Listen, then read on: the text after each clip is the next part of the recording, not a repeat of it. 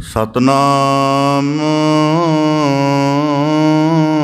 ਵਾਹਿਗੁਰੂ ਸਾਹਿਬ ਜੀ। ਜਿਸਨੂੰ ਤੂੰ ਰਖਵਾਲਾ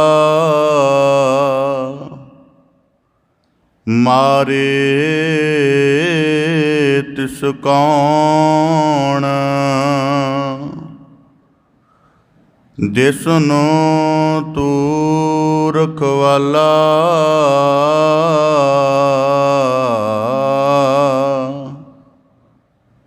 ਦਿੱਤਾ ਤਿਨੈ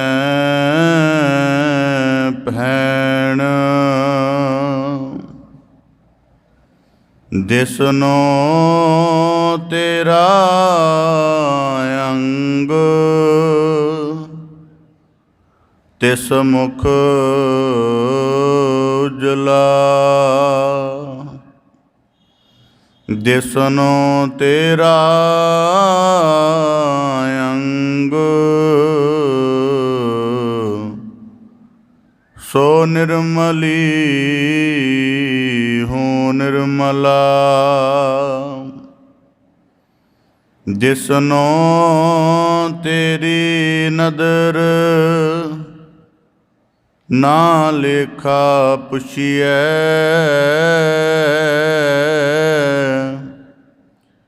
ਜਿਸਨੂੰ ਤੇਰੀ ਖੁਸ਼ੀ ਤਿਨ ਨੌ ਨਿਧ ਪੁੰਚੀਐ। ਜਿਸਨੂੰ ਤੂੰ ਪ੍ਰਭ ਵੱਲ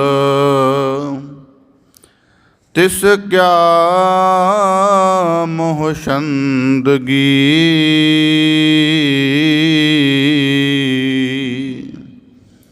ਜਿਸਨੂੰ ਤੇਰੀ ਮਿਹਰ ਸੋ ਤੇਰੀ ਬੰਦਗੀ। ਬੇਸ਼ੁਮਾਰ ਥਾਹ ਅਗਨਤ ਤੋਲੈ। ਜਿਉ ਬੁਲਾਵੋ ਤਿਉ ਨਾਨਕ ਦਾਸ ਬੋਲੇ।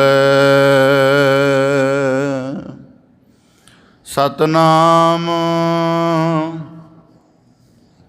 ਵਾਹਿਗੁਰੂ ਸਾਹਿਬ ਜੀ। ਫਰੀਦਾ ਕੋਠੇ ਮੰਡਪ ਮਾੜੀਆਂ ਏਤ ਨਾ ਲਾਏ ਚਿਤ।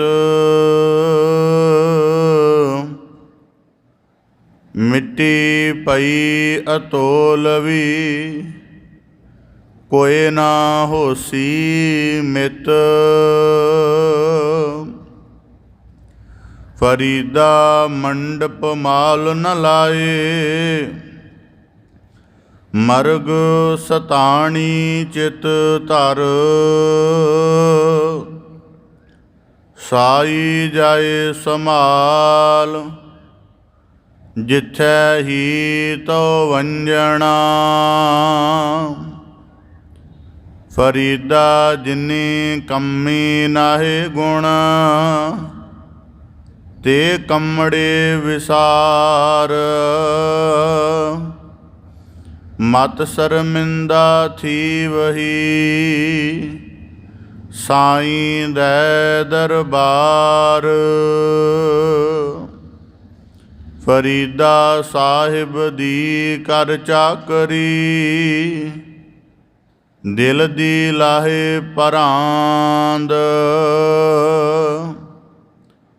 ਦਰਵੇਸਾਂ ਨੂੰ ਲੋੜੀਐ ਰੁੱਖਾਂ ਦੀ ਜੀ ਰਾਂਦ।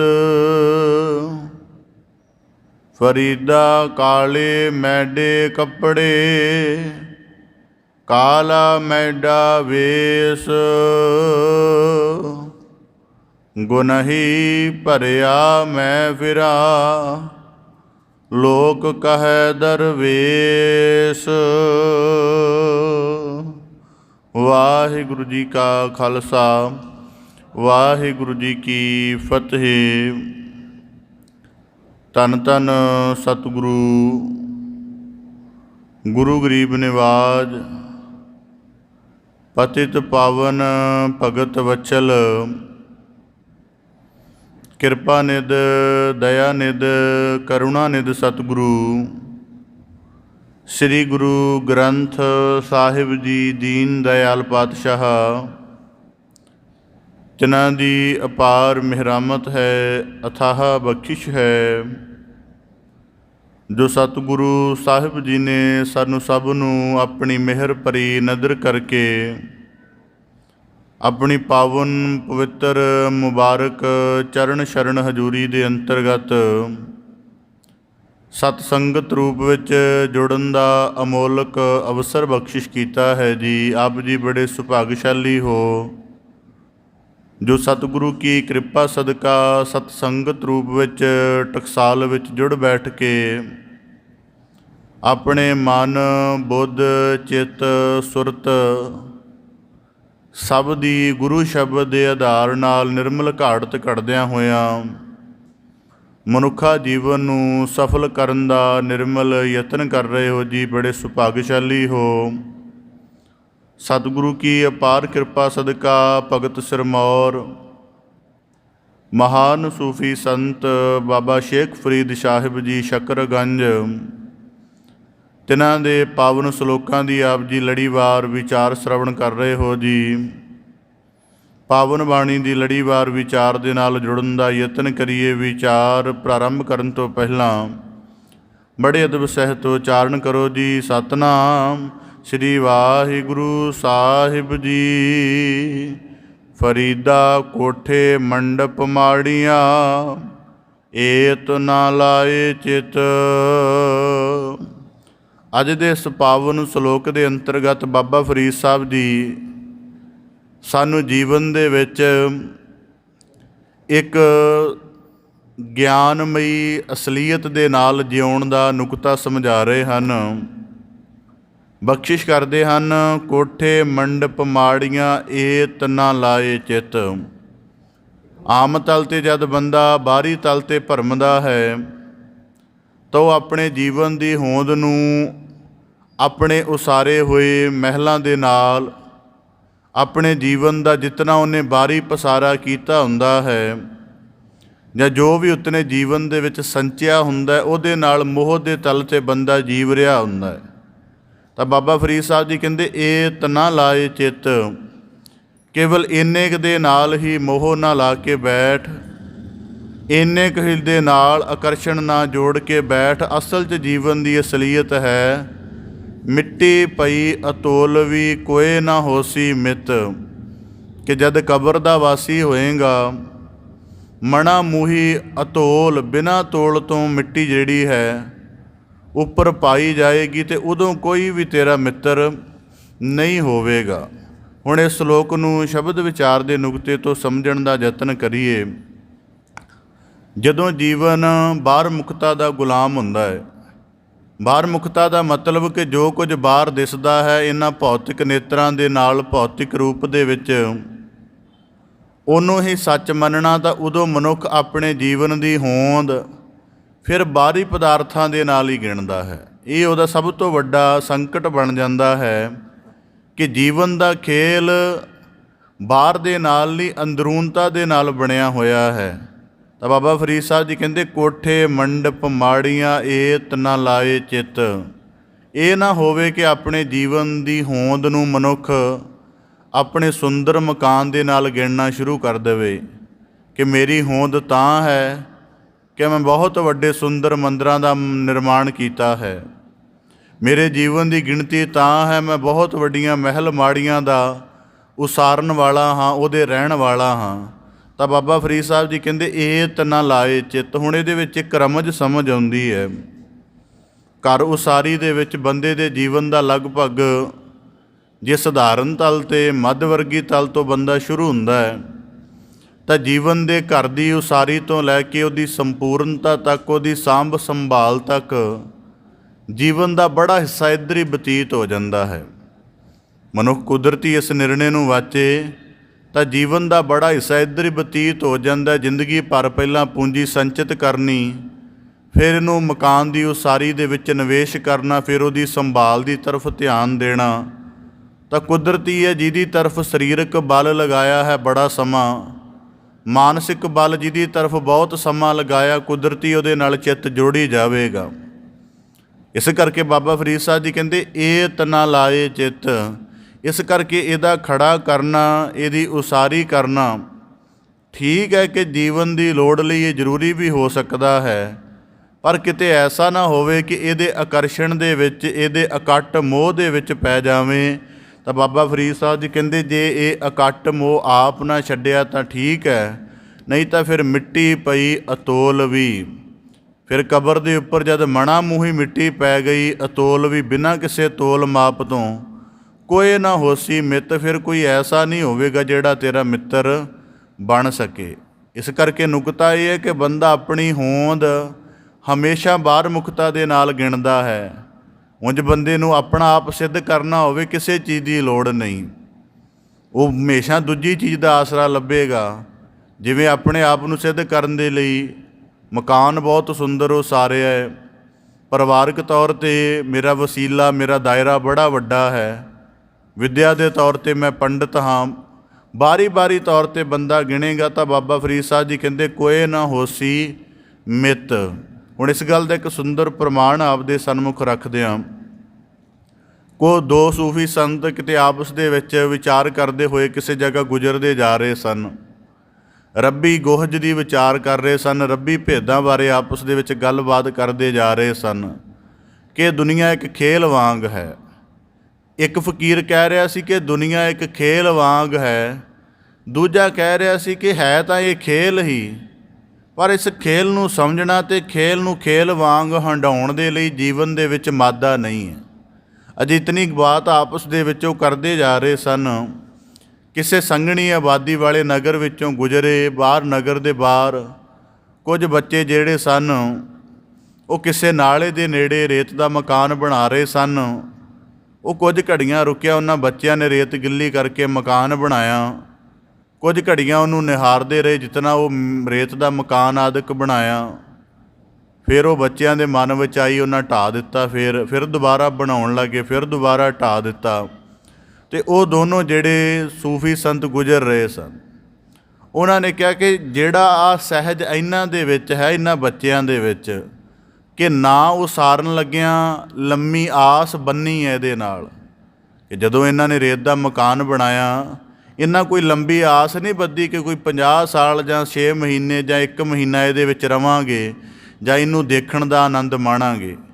ਨਾ ਉਸਾਰਨ ਲੱਗਿਆ ਇਹਦੇ ਨਾਲ ਆਸ ਜੋੜੀ ਹੈ, ਅਤੇ ਨਾ ਹੀ ਜਦੋਂ ਢਾਇਆ ਉਦੋਂ ਕੋਈ ਨਿਰਾਸ਼ਤਾ ਹੋਈ ਹੈ। ਫਿਰ ਢਾਹ ਦਿੱਤਾ, ਫਿਰ ਉਸਾਰ ਦਿੱਤਾ ਹੈ। ਇੰਝ ਹੀ ਪਰਮੇਸ਼ਰ ਦੀ ਕਲਾ ਹੈ, ਪਰ ਇੰਨਾ ਜ਼ਿਆਦਾ ਸਹਿਜ ਬੰਦੇ ਵਿੱਚ ਨਹੀਂ ਆਉਂਦਾ। ਪਹਿਲਾਂ ਉਸਾਰਨ ਲੱਗਿਆਂ ਸਾਰੀ ਜ਼ਿੰਦਗੀ ਦੀ ਪੂੰਜੀ 'ਤੇ ਬਲ ਲੱਗਦਾ ਹੈ, ਫਿਰ ਉਹਦੇ ਨਾਲ ਜਦੋਂ ਉਸਾਰਨ ਲੱਗਿਆ ਇਤਨਾ ਬਲ ਲੱਗਿਆ ਅਤੇ ਕੁਦਰਤੀ ਬੰਦਾ ਉਹਦੇ ਨਾਲ ਜੁੜ ਜਾਏਗਾ। ਅਤੇ ਜਦੋਂ ਉਹ ਨਾਸ਼ ਹੋਏਗਾ ਜਾਂ ਉਹਦੇ ਤੋਂ ਰੁਖਸਤ ਹੋਣਾ ਪਏਗਾ ਤਾਂ ਕੁਦਰਤੀ ਬੰਦੇ ਦੇ ਮਨ ਦੇ ਤਲ 'ਤੇ ਇੱਕ ਗਹਿਰੀ ਭਿਆਨਕ ਸਥਿਤੀ ਬਣੇਗੀ। ਇਸ ਕਰਕੇ ਬਾਬਾ ਫਰੀਦ ਸਾਹਿਬ ਜੀ ਕਹਿੰਦੇ ਮਿੱਟੀ ਪਈ ਅਤੋਲ ਵੀ, ਕੋਏ ਨਾ ਹੋਸੀ ਮਿੱਤ। ਸੂਫੀ ਫਕੀਰ ਆਪਸ ਦੇ ਵਿੱਚ ਕਹਿਣ ਲੱਗੇ ਖੇਲ ਇੰਨਾ ਕੀ ਹੈ ਕਿ ਜਿਵੇਂ ਇਹਨਾਂ ਬਾਲਕਾਂ ਨੇ ਰੇਤ ਪਕੜ ਕੇ ਥੋੜ੍ਹੀ ਗਿੱਲੀ ਕਰਕੇ ਚਿਣ ਦਿੱਤਾ, ਫਿਰ ਢਾਹ ਦਿੱਤਾ। ਮਾਲਕ ਦੀ ਰਚਨਾ ਇੰਨੀ ਕੀ ਹੈ, ਪਰ ਬੰਦਾ ਇਹਦੇ ਨਾਲ ਇੱਕ ਲੰਬੀ ਆਸ ਜੋੜ ਲੈਂਦਾ ਹੈ। ਬਾਣੀ 'ਚ ਵਾਕ ਏਕ ਰੈਣ ਕੇ ਪਾਹੁਨ ਤੁਮ ਆਏ, ਬਹੁ ਜੁਗ ਆਸ ਵਧਾਏ। ਜੀਵਨ ਦੀ ਗਣਾ ਜਿਹੜੀ ਹੈ ਉਹ ਸਰਾ ਵਾਂਗ ਹੈ, ਮਿੱਟੀ ਦੇ ਬਰਤਨ ਵਾਂਗ ਹੈ, ਦੀਪਕ ਵਾਂਗ ਹੈ, ਰੁੱਤ ਦੇ ਗੁਜ਼ਰਨ ਵਾਂਗ ਹੈ, ਪਰ ਉਹਦੇ ਨਾਲ ਲੰਬੀ ਆਸ ਬਣ ਲਈ ਹੈ ਅਤੇ ਇਹ ਲੰਬੀ ਆਸ ਹੀ ਜੀਵਨ ਨੂੰ ਭਾਰੀ ਕਰਦੀ ਹੈ। ਇਸ ਕਰਕੇ ਬਾਬਾ ਫਰੀਦ ਸਾਹਿਬ ਜੀ ਨੇ ਕਿਹਾ ਏਤ ਨਾ ਲਾਏ ਚਿੱਤ, ਕਿ ਠੀਕ ਹੈ ਤੇਰੇ ਜੀਵਨ ਦੇ ਗੁਜ਼ਰ ਬਸਰ ਲਈ ਜ਼ਰੂਰੀ ਹੋ ਸਕਦਾ ਹੈ, ਪਰ ਇਹਦੇ ਨਾਲ ਕੋਈ ਪੱਕਾ ਤੇਰਾ ਮੋਹ ਨਾ ਬਣਿਆ ਰਹੇ। ਮਿੱਟੀ ਪਈ ਅਤੋਲ ਵੀ, ਫਿਰ ਕਬਰ ਦੇ ਵਿੱਚ ਮਿੱਟੀ ਨੇ ਤੇਰੀ ਹਸਤੀ ਨੂੰ ਐਸਾ ਦਬਾਉਣਾ ਹੈ, ਕੋਏ ਨਾ ਹੋਸੀ ਮਿੱਤ, ਫਿਰ ਕੋਈ ਨਿਕਟ ਵੀ ਨਹੀਂ ਆ ਸਕੇਗਾ। ਫਰੀਦਾ ਮੰਡਪ ਮਾਲ ਨਾ ਲਾਏ, ਮਰਗ ਸਤਾਣੀ ਚਿੱਤ ਧਰ, ਅਗਲੇ ਸ਼ਲੋਕ ਵਿੱਚ ਵੀ ਇਸੇ ਤਰ੍ਹਾਂ ਬਖਸ਼ਿਸ਼ ਕਰਦੇ ਹਨ, ਮੰਡਪ ਮਾਲ ਨਾ ਲਾਏ, ਕਿ ਆਪਣੇ ਜੀਵਨ ਦੇ ਅੰਤਰਗਤ ਜੀਵਨ ਨੂੰ ਇਸ ਤਰ੍ਹਾਂ ਨਹੀਂ ਜਿਉਣਾ ਚਾਹੀਦਾ ਕਿ ਜੀਵਨ ਦੇ ਵਿੱਚ ਚੀਜ਼ਾਂ ਦਾ ਆਕਰਸ਼ਣ ਬਾਕੀ ਰਹੇ। ਮੰਡਪ ਦਾ ਭਾਵ ਜੋ ਮਹਿਲ ਆਦਿਕ ਉਸਾਰੇ ਹਨ, ਮਾਲ ਦਾ ਭਾਵ ਜੋ ਧਨ ਆਦਿਕ ਦੀ ਪੂੰਜੀ ਹੈ। ਬਾਬਾ ਫਰੀਦ ਸਾਹਿਬ ਜੀ ਕਹਿੰਦੇ ਨਾ ਲਾਏ, ਇਹਨਾਂ ਦੇ ਨਾਲ ਆਪਣਾ ਚਿੱਤ ਆਪਣਾ ਮੋਹ ਨਾ ਜੋੜ। ਇਹਨਾਂ ਦੇ ਸਾਹਮਣੇ ਜੋ ਸਭ ਤੋਂ ਵੱਡੀ ਬਲਵਾਨ ਮਰਗ ਭਾਵ ਮੌਤ ਜਿਹੜੀ ਹੈ ਉਹ ਜ਼ਿਆਦਾ ਬਲਵਾਨ ਹੈ, ਉਸ ਨੂੰ ਆਪਣੇ ਚਿੱਤ ਅੰਦਰ ਧਾਰਨ ਕਰ। ਅਤੇ ਇਹਦੇ ਚਿੱਤ ਧਾਰਨ ਕਰਨ ਦੇ ਨਾਲ ਕੀ ਹੋਏਗਾ, ਸਾਈ ਜਾਏ ਸੰਭਾਲ ਜਿੱਥੈ ਹੀ ਤੋ ਵੰਜਣਾ, ਉਸ ਜੀਵਨ ਦੀ ਸੰਭਾਲ ਕਰ ਜਿੱਥੇ ਤੇਰੇ ਬਾਕੀ ਜੀਵਨ ਦਾ ਨਿਰਵਾਹ ਹੋਣਾ ਹੈ। ਇਸ ਕਰਕੇ ਸੂਫੀਆਂ ਨੇ ਇੱਕ ਖਿਆਲ ਦੇ ਉੱਪਰ ਬੜਾ ਜ਼ੋਰ ਦਿੱਤਾ ਹੈ ਕਿ ਉਂਝ ਬੰਦਾ ਜੀਵਨ ਦੀ ਅਸਲੀਅਤ ਨੂੰ ਹੰਢਾਉਂਦਾ ਹੀ ਨਹੀਂ। ਜਿੰਨਾ ਚਿਰ ਉਹਦੇ ਸਾਹਮਣੇ ਮੌਤ ਦਾ ਪਰਸਪੈਕਟਿਵ ਨਾ ਰੱਖਿਆ ਜਾਵੇ, ਉਨਾ ਚਿਰ ਜੀਵਨ ਦੀ ਗੰਭੀਰਤਾ, ਜੀਵਨ ਦੀ ਸੰਜੀਦਗੀ, ਜੀਵਨ ਦੀ ਅਮੋਲਕਤਾ ਜਾਂ ਜੀਵਨ ਦਾ ਚੰਗਾ ਪ੍ਰਯੋਗ ਉਹਨੂੰ ਖਿਆਲ ਹੀ ਨਹੀਂ ਆਉਂਦਾ। ਹੁਣ ਕੁਦਰਤੀ ਹੈ, ਅੱਜ ਜਿਵੇਂ ਵਰਤਮਾਨ ਸਮੇਂ 'ਚ ਹਾਲਾਤ ਨੇ, ਪਤਾ ਹੈ ਕਿ ਇੰਨੇ ਸਮੇਂ 'ਤੇ ਸਮਾਪਤੀ ਹੋ ਜਾਏਗੀ, ਉਸ ਤੋਂ ਬਾਅਦ ਸੰਕਟਕਾਲੀਨ ਹਾਲਾਤਾਂ ਵਰਗਾ ਮਾਹੌਲ ਹੈ। ਤਾਂ ਹਰੇਕ ਬੰਦਾ ਸਮੇਂ ਸਿਰ ਆਪਣੀ ਤਿਆਰੀ ਆਰੰਭ ਕਰ ਦਿੰਦਾ ਹੈ, ਆਪਣੇ ਨਿਰਵਾਹ ਆਦਿਕ ਦਾ ਯਤਨ ਕਰਨਾ ਸ਼ੁਰੂ ਕਰ ਦਿੰਦਾ ਹੈ। ਪਰ ਜੇ ਇਹਦੀ ਕੋਈ ਲਿਮਟ ਨਾ ਹੋਵੇ ਤਾਂ ਬੰਦਾ ਅਵੇਸਲਾ ਪਿਆ ਰਹਿੰਦਾ ਹੈ। ਇਸ ਕਰਕੇ ਅਧਿਆਤਮਿਕ ਜਗਤ ਵਿੱਚ ਮੌਤ ਦਾ ਜ਼ਿਕਰ ਤਾਂ ਪ੍ਰਮੁੱਖ ਰਹਿੰਦਾ ਹੈ ਕਿ ਕਿਤੇ ਨਾ ਕਿਤੇ ਬੰਦੇ ਦੇ ਜੀਵਨ 'ਚ ਜੀਵਨ ਦੀ ਅਮੋਲਕਤਾ ਅਤੇ ਜੀਵਨ ਦੇ ਮਨੋਰਥ ਪ੍ਰਤੀ ਉਹ ਜਾਗ ਜਾਵੇ। ਇਸ ਕਰਕੇ ਬਾਬਾ ਫਰੀਦ ਸਾਹਿਬ ਜੀ ਕਹਿੰਦੇ, ਮੰਡਪ ਮਾਲ ਨਾ ਲਾਏ ਮਰਗ ਸਤਾਣੀ ਚਿੱਤ ਧਰ। ਤੈਨੂੰ ਲੱਗਦਾ ਹੈ ਕਿ ਮਾਇਆ ਦਾ ਜਿਹੜਾ ਜ਼ੋਰ ਉਹ ਬੜਾ ਬਲਵਾਨ ਹੈ, ਭਾਵ ਕਿ ਪੈਸੇ ਦੇ ਜ਼ੋਰ ਨਾਲ ਜੀਵਨ ਦੇ ਵਿੱਚ ਬੜੇ ਅਸੰਭਵ ਕਾਰਜਾਂ ਨੂੰ ਸੰਭਵ ਕਰ ਲੈਣਾ ਹੈ। ਪਰ ਬਾਬਾ ਫਰੀਦ ਸਾਹਿਬ ਜੀ ਕਹਿੰਦੇ ਮਰਗ ਸਤਾਣੀ, ਮਰਗ ਜਿਹੜੀ ਹੈ ਮੌਤ, ਉਹ ਬੜੀ ਬਲਵਾਨ ਹੈ। ਉਹ ਧਨ ਦਾ ਵੀ ਜ਼ੋਰ ਨਹੀਂ ਚੱਲਣ ਦਿੰਦੀ, ਲੱਖਾਂ ਦੀ ਸੈਨਾਵਾਂ ਕੋਲ ਖੜੀਆਂ ਹੋਣ ਉਹਨਾਂ ਦਾ ਵੀ ਜ਼ੋਰ ਨਹੀਂ ਚੱਲਣ ਦਿੰਦੀ, ਕਿੰਨੇ ਵੱਡੇ ਸੰਬੰਧੀ ਕਿਉਂ ਨਾ ਕੋਲ ਖੜੇ ਹੋਣ ਉਹਨਾਂ ਦਾ ਵੀ ਕੋਈ ਆਸਰਾ ਨਹੀਂ ਜੀਵ ਤੱਕ ਆਉਣ ਦਿੰਦੀ। ਇਸ ਕਰਕੇ ਜਿਹੜੀ ਸਭ ਤੋਂ ਬਲਵਾਨ ਹੈ ਉਹਨੂੰ ਆਪਣੇ ਚਿੱਤ ਅੰਦਰ ਧਾਰਨ ਕਰ। ਇਸ ਕਰਕੇ ਬਾਣੀ ਦੇ ਵਿੱਚ ਵਾਕ ਆਉਂਦੇ ਹਨ, ਅਮਲ ਸਿਰਾਨੋ ਲੇਖਾ ਦੇਨਾ ਆਏ ਕਠਨ ਦੂਤ ਜੰਮ ਲੈਨਾ, ਕਿਆ ਤੇ ਖੱਟਿਆ ਕਹਾਂ ਗਵਾਇਆ ਚਲੋ ਸਿਤਾਬ ਦੀਵਾਨ ਬੁਲਾਇਆ ਹਰ ਫਰਮਾਨ ਦਰਗਹ ਕਾ ਆਇਆ। ਕਿ ਜੀਵਨ ਦੇ ਵਿੱਚ ਹੁਣ ਕੁਦਰਤੀ ਹੈ, ਜੀਵਨ ਦਾ ਸਮਾਂ ਨਿਸ਼ਚਿਤ ਹੈ। ਨਿਸ਼ਚਿਤ ਸਮੇਂ ਦੇ ਵਿੱਚ ਇੱਕ ਤਾਂ ਯਤਨ ਕਰ ਲਿਆ ਕਿ ਮਕਾਨ ਦੀ ਉਸਾਰੀ, ਇੱਕ ਯਤਨ ਕਰ ਲਿਆ ਕਿ ਬਹੁਤ ਵੱਡੀ ਪੂੰਜੀ ਇਕੱਤਰਿਤ ਕਰਨੀ ਹੈ। ਹੁਣ ਜ਼ਿੰਦਗੀ ਦਾ ਸਾਰਾ ਸਮਾਂ ਤਾਂ ਇੱਧਰ ਲਗਾ ਲਿਆ ਅਤੇ ਇਹਦਾ ਕੁਦਰਤੀ ਮੋਹ ਮਨ 'ਚ ਬਣੇਗਾ, ਫਿਰ ਇਹਦੇ ਤੋਂ ਛੁਟਕਣਾ ਅਸੰਭਵ ਹੋ ਸਕੇਗਾ। ਜਦੋਂ ਜੀਵਨ ਦਾ ਚੰਗਾ ਸਮਾਂ ਇੱਧਰਲੇ ਪਾਸੇ ਵਹਿ ਗਿਆ ਤਾਂ ਜੀਵਨ ਦੇ ਵਿੱਚ ਇਹ ਖਿਆਲ ਹੀ ਨਹੀਂ ਰਿਹਾ ਕਿ ਇਹ ਜਿੰਨਾ ਕੁਝ ਸੰਚਿਆ ਹੈ ਇਹ ਛੁੱਟ ਵੀ ਜਾਵੇਗਾ। ਤਾਂ ਬਾਬਾ ਫਰੀਦ ਸਾਹਿਬ ਜੀ ਕਹਿੰਦੇ ਸਾਈ ਜਾਏ ਸੰਭਾਲ। ਇਸ ਕਰਕੇ ਉਹਨਾਂ ਨੇ ਚਿੱਤ ਧਰ ਕਿਹਾ ਹੈ, ਜਾਂ ਇਹ ਨਹੀਂ ਕਿਹਾ ਉਹਨਾਂ ਨੇ ਜਿਵੇਂ ਬਾਣੀ ਦੇ ਵਿੱਚ ਬੰਦਾ ਰੇ ਨਰਸ ਇਹ ਸਾਚੀ ਜੀ ਧਾਰ, ਸਗਲ ਜਗਤ ਹੈ ਜੈਸੇ ਸੁਪਨਾ ਬਿਨਸਤ ਲਗਤ ਨਾ ਬਾਰ। ਹੁਣ ਕੁਦਰਤੀ ਬੰਦੇ ਨੂੰ ਰਾਤ ਸੁਪਨੇ ਵਿੱਚ ਭੁਲੇਖਾ ਪੈ ਜਾਏ ਕਿ ਮੈਂ ਭਾਰਤ ਦਾ ਪ੍ਰਧਾਨ ਮੰਤਰੀ ਬਣਿਆ ਹਾਂ, ਸਵੇਰੇ ਜਦੋਂ ਜਾਗਦਾ ਹੈ, ਕਦੀ ਇਸ ਤਰ੍ਹਾਂ ਕਿਸੇ ਨੇ ਕੀਤਾ ਤਾਂ ਨਹੀਂ ਜਾ ਕੇ ਪਾਰਲੀਮੈਂਟ ਦੇ ਵਿੱਚ ਜਾਂ PMO ਨਿਵਾਸ ਦੇ ਵਿੱਚ ਜਾ ਕੇ ਕਵੇ ਕਿ ਜੀ ਮੈਨੂੰ ਰਾਤੀ ਸੁਪਨਾ ਆਇਆ ਮੈਂ ਭਾਰਤ ਦਾ ਪ੍ਰਧਾਨ ਮੰਤਰੀ ਸਾਂ, ਮੈਨੂੰ ਇੱਥੇ ਬਿਠਾਓ। ਕੋਈ ਇੰਜ ਨਹੀਂ ਕਰਦਾ, ਭਾਵੇਂ ਸੁਪਨਾ ਰੋਜ਼ ਹੀ ਆਉਂਦਾ ਰਹੇ ਇਸ ਤਰ੍ਹਾਂ ਦਾ। ਤਾਂ ਬਾਬਾ ਫਰੀਦ ਗੁਰੂ ਸਾਹਿਬ ਜੀ ਕਹਿੰਦੇ ਕਿ ਮਰਗ ਸਤਾਣੀ ਚਿੱਤ ਧਰ, ਕਿ ਜੀਵਨ ਦੀ ਅਸਲੀਅਤ ਨੂੰ ਯਾਦ ਰੱਖ। ਯਾਦ ਰੱਖਣ ਦਾ ਮਤਲਬ ਇਹ ਨਹੀਂ ਕਿ ਜੀਵਨ ਤੋਂ ਉਦਾਸੀਨ ਹੋ ਜਾਣਾ ਹੈ। ਜੀਵਨ ਦਾ ਮਤਲਬ ਹੈ ਕਿ ਤੇਰੇ ਸਾਹਮਣੇ ਜੀਵਨ ਦੇ ਸਮੁੱਚਾ ਗਿਆਨ ਉਪਲਬਧ ਰਹੇ, ਤਾਂ ਤੈਨੂੰ ਪਤਾ ਲੱਗਦਾ ਰਹੇ ਕਿ ਜੀਵਨ ਦੀ ਅਸਲੀਅਤ ਇਹ ਹੈ। ਇਹ ਨਾ ਹੋਵੇ ਕਿ ਅਸਲੀਅਤ ਨੂੰ ਵਿਸਾਰ ਕੇ ਕਿਸੇ ਹੋਰ ਹੀ ਕੰਮਾਂ ਦੇ ਵਿੱਚ ਮਸਤ ਰਹੇ। ਤਾਂ ਬਾਬਾ ਫਰੀਦ ਸਾਹਿਬ ਜੀ ਕਹਿੰਦੇ ਮਰਗ ਸਤਾਣੀ ਚਿੱਤ ਧਰ। ਇੱਕ ਸੁੰਦਰ ਪ੍ਰਮਾਣ ਆਪਦੇ ਸਨਮੁਖ ਰੱਖਦਿਆਂ, ਕੋਈ ਸੂਫੀ ਸਾਧਕ ਸੀ, ਸੰਤ ਸੀ, ਕੋਈ ਉਹਦਾ ਸ਼ਰਧਾਲੂ ਕਿਸੇ ਸਮੇਂ ਕੋਈ ਮੋਹਰਾਂ ਦੀ ਪੋਟਲੀ ਦੇ ਗਿਆ। ਮੋਹਰਾਂ ਦੀ ਪੋਟਲੀ ਦੇ ਗਿਆ ਅਤੇ ਉਹਨੇ ਕਿਹਾ ਕਿ ਇੱਥੇ ਮੇਰੀ ਕੁਟੀਆ ਦੇ ਵਿੱਚ ਰੱਖ ਦੇ। ਉਹਨੂੰ ਨਹੀਂ ਸੀ ਪਤਾ ਕਿ ਇਹਦੇ ਵਿੱਚ ਮੋਹਰਾਂ ਨੇ। ਉਹ ਕਹਿਣ ਲੱਗਾ ਇੱਥੇ ਰੱਖ ਦੇ। ਤਾਂ ਕੁਦਰਤੀ ਉਹ ਰੱਖ ਕੇ ਚਲਾ ਗਿਆ। ਕਈ ਮਹੀਨੇ ਬਤੀਤ ਹੋ ਗਏ। ਹੁਣ ਉਹਨੂੰ ਕਿਸੇ ਤਰ੍ਹਾਂ ਦੀ ਲੋੜ ਨਹੀਂ ਸੀ, ਨਾ ਉਹਦਾ ਮੋਹ ਸੀ, ਉਹਨੇ ਧਿਆਨ ਨਾ ਦਿੱਤਾ। ਮਹੀਨਿਆਂ ਤੋਂ ਬਾਅਦ ਕੋਈ ਹੋਰ ਜਿਹੜਾ ਜਗਿਆਸੂ ਆਇਆ, ਕਹਿਣ ਲੱਗਾ ਮੈਂ ਤੁਹਾਡੀ ਕੁਟੀਆ 'ਚੋਂ ਸਫਾਈ ਕਰਦਿਆਂ ਮਾੜੀ ਮੋਟੀ ਚੰਗੀ ਤਰ੍ਹਾਂ, ਬਰਖਾ ਆਦਿਕ ਦੀ ਰੁੱਤ ਆਉਣ ਵਾਲੀ ਹੈ, ਥੱਲਿਓਂ ਪੱਕਾ ਲੇਪ ਆਦਿ ਕਰਦਿਆਂ। ਉਹ ਕਹਿਣ ਲੱਗੇ ਠੀਕ ਹੈ। ਉਹ ਕੁਟੀਆ ਦੇ ਵਿੱਚੋਂ ਬਾਹਰ ਹੋਏ। ਉਹ ਸਫਾਈ ਕਰਦਿਆਂ ਉਹਨੇ ਦੇਖਿਆ ਪੋਟਲੀ ਉਹਦੇ ਵਿੱਚ ਮੋਹਰਾਂ ਉਹਦੇ ਸਾਹਮਣੇ ਲਿਆ ਕੇ ਹਾਜ਼ਰ ਕਰ ਦਿੱਤੀਆਂ। ਕਹਿਣ ਲੱਗੇ ਜੇ ਤੁਹਾਨੂੰ ਖਿਆਲ ਹੀ ਨਹੀਂ ਹੈ, ਇਤਨੀ ਕੀਮਤੀ ਮੋਹਰਾਂ ਦੀ ਪੋਟਲੀ ਤੁਹਾਡੇ ਕੋਲ ਪਈ ਹੋਈ ਹੈ। ਕਹਿਣ ਲੱਗੇ ਮੈਨੂੰ ਤਾਂ ਖਿਆਲ ਨਹੀਂ ਕਿ ਕਦੋਂ ਆਈ, ਕੌਣ ਦੇ ਕੇ ਗਿਆ। ਕਹਿਣ ਲੱਗੇ ਚੱਲ ਜਿੱਥੇ ਹੈਗੀ ਸੀ ਉੱਥੇ ਰੱਖ ਛੱਡ। ਕੁਦਰਤੀ ਉਹ ਜਿਹੜਾ ਸੀ ਸੇਵਾ ਕਰਨ ਵਾਲਾ ਉਹ ਚਲਿਆ ਗਿਆ। ਹੌਲੀ ਹੌਲੀ ਪਤਾ ਲੱਗ ਗਿਆ ਕਿ ਉਹਦੇ ਬਾਹਰ ਦੱਸਣ ਮੁਤਾਬਕ ਕਰਕੇ ਪਤਾ ਲੱਗ ਗਿਆ ਹੌਲੀ ਹੌਲੀ ਕਿ ਮਹਾਤਮਾ ਦੇ ਕੋਲੋਂ, ਤੁਹਾਨੂੰ ਪਤਾ ਹੈ ਕੁਦਰਤੀ ਜਦੋਂ ਗੱਲ ਬਾਹਰ ਨਿਕਲਦੀ ਹੈ ਉਹ ਕਈ ਗੁਣਾ ਵੱਧ ਜਾਂਦੀ ਹੈ ਤਾਂ ਛੋਟੀ ਜਿਹੀ ਪੋਟਲੀ, ਪਰ ਉਹ ਸੇਵਾ ਕਰਨ ਵਾਲੇ ਨੇ ਕਿਤੇ ਬਾਹਰ ਪੋਟਲੀ ਹੀ ਦੱਸਿਆ ਹੋਣਾ ਹੈ। ਉਹ ਬਾਹਰ ਖਬਰ ਵਾਧਿਆਂ ਕਿਹਾ ਕਿ ਉਹਦੇ ਕੋਲੋਂ ਤਾਂ ਬਹੁਤ ਵੱਡਾ ਭੰਡਾਰ ਹੈ ਸੋਨੇ ਦੀਆਂ ਮੋਹਰਾਂ ਦਾ। ਹੁਣ ਜਿਹੜੇ ਚੋਰੀ ਆਦਿ ਕਰਨ ਵਾਲੇ ਸਨ, ਧਨ ਚੁਰਾਉਣ ਵਾਲੇ ਸਨ, ਪਹਿਲਾਂ ਫਕੀਰ ਦੀ ਕੁਟੀਆ ਦੇ ਨੇੜੇ ਕੋਈ ਨਹੀਂ ਆਉਂਦਾ ਸੀ, ਕੋਈ ਵਿਰਲਾ।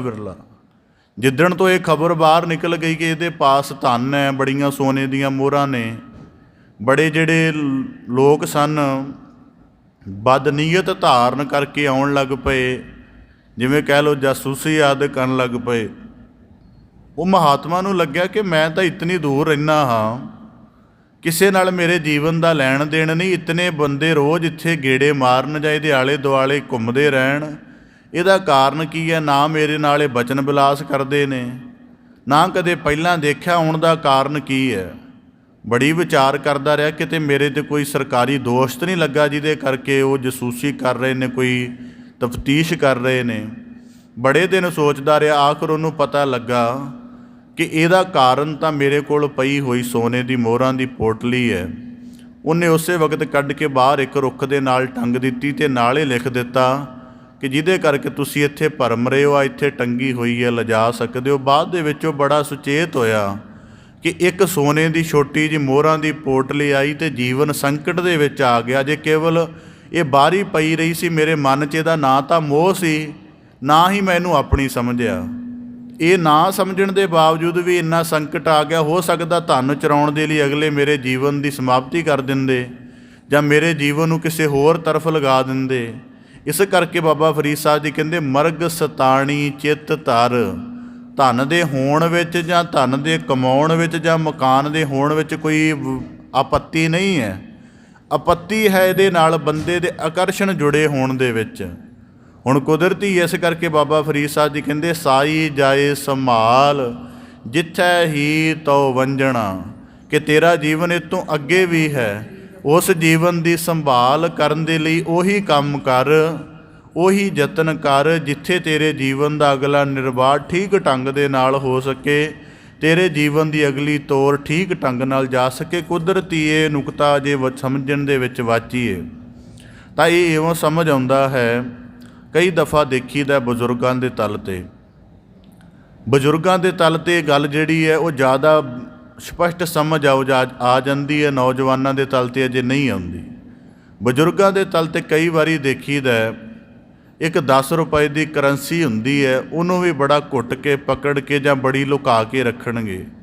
ਹੋਰ ਵੀ ਕਈ ਐਸੀਆਂ ਚੀਜ਼ਾਂ ਜਿਹੜੀਆਂ ਬਹੁਤੀਆਂ ਉਪਯੁਕਤ ਜਾਂ ਪ੍ਰਯੋਗਯੋਗ ਨਹੀਂ ਹਨ, ਉਹਨਾਂ ਦੀ ਵੀ ਬੜੀ ਗਹਿਰੀ ਪਕੜ ਰੱਖਣਗੇ। ਤਾਂ ਉਹਦੇ ਵਿੱਚ ਫਿਰ ਸਮਝ ਆਉਂਦਾ ਹੈ ਕਿ ਸਰੀਰ ਦਾ ਬਲ ਤਾਂ ਤੇਰੇ ਕੋਲੋਂ ਚਲਾ ਗਿਆ। ਹੁਣ ਕੁਦਰਤੀ ਬਸ ਆਪਣੇ ਜੀਵਨ ਦੀ ਇਹਨੂੰ ਪਦਾਰਥਾਂ ਦੀ ਹੋਂਦ ਨਾਲ ਜੋੜਦਾ ਹੈ। ਅੱਜ ਤਾਂ ਤੈਨੂੰ ਲੱਗਦਾ ਕਿ ਮੈਂ ਇਹਨਾਂ ਦਾ ਮਾਲਕ ਬਣਿਆ ਰਹਾਂ, ਪਰ ਇਹੀ ਮਾਲਕ ਬਣੇ ਰਹਿਣ ਦੀ ਭਾਵਨਾ ਤੇਰੇ ਅੰਦਰ ਵਾਸਨਾ ਨੂੰ ਜਨਮ ਦੇਗੀ ਅਤੇ ਵਾਸਨਾ ਤੇਰੇ ਜੀਵਨ ਨੂੰ ਸੰਪੂਰਨਤਾ ਵੱਲ ਨਹੀਂ ਦੇ ਜਾਣ ਦੇਗੀ, ਅਧੂਰੇਪਣ ਦੇ ਵਿੱਚ ਮਰੇਗਾ। ਇਸ ਕਰਕੇ ਬਾਬਾ ਫਰੀਦ ਸਾਹਿਬ ਜੀ ਕਹਿੰਦੇ ਸਾਈ ਜਾਏ ਸੰਭਾਲ, ਉਹਨੂੰ ਸੰਭਾਲ ਜਿਹਨੂੰ ਜੀਵਨ ਦੇ ਵਿੱਚ ਜਿਹੜਾ ਹੈ ਠੀਕ ਢੰਗ ਦੇ ਨਾਲ ਪ੍ਰਯੋਗ ਹੋਣਾ, ਜਿਹੜਾ ਬਾਹਰ ਮੁਖਤਾ ਦੀਆਂ ਚੀਜ਼ਾਂ ਕਦੇ ਵੀ ਬੰਦੇ ਨਾਲ ਥਿਰ ਨਹੀਂ ਰਹਿੰਦੀਆਂ। ਇਸ ਕਰਕੇ ਵਰਤਮਾਨ ਜਗਤ 'ਚ ਜਿੰਨਾ ਤਣਾਅ ਹੈ ਉਹ ਇਸੇ ਕਰਕੇ ਕਿ ਹਰੇਕ ਬੰਦਾ ਬਾਹਰ ਮੁਖੀ ਹੈ, ਕੋਈ ਅੰਤਰਮੁਖੀ ਹੈ ਹੀ ਨਹੀਂ। ਇੱਥੋਂ ਤੱਕ ਕਿ ਵਰਤਮਾਨ ਸਮੇਂ 'ਚ ਜੇ ਕੋਈ ਸੰਤ ਹੈ, ਜੇ ਕੋਈ ਸਾਧ ਹੈ, ਉਹ ਵੀ ਬਾਹਰ ਮੁਖੀ ਹੈ।